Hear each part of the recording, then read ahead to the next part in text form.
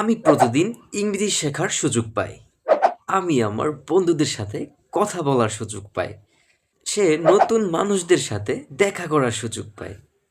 এই ধরনের সেন্টেন্সগুলোর জন্য আপনি ব্যবহার করতে পারেন গেট টু।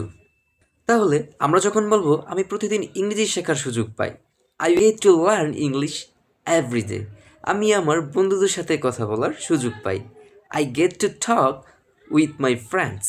সে নতুন মানুষদের সাথে দেখা করার সুযোগ পায়। She gets to meet new people. আমরা একসাথে কাজ করার সুযোগ পাই। We get to work together.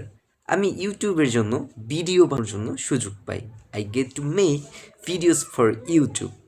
সে বিদেশে ভ্রমণের জন্য সুযোগ পায়। He gets to travel abroad. সে মাঠে ফুটবল খেলার সুযোগ পায়। They get to play football in the field.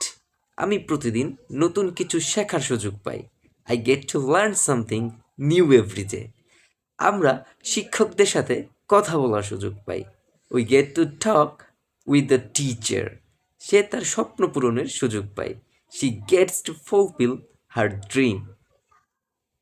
এই ধরনের ভিডিও পেতে আমার পেজটি ফলো করুন।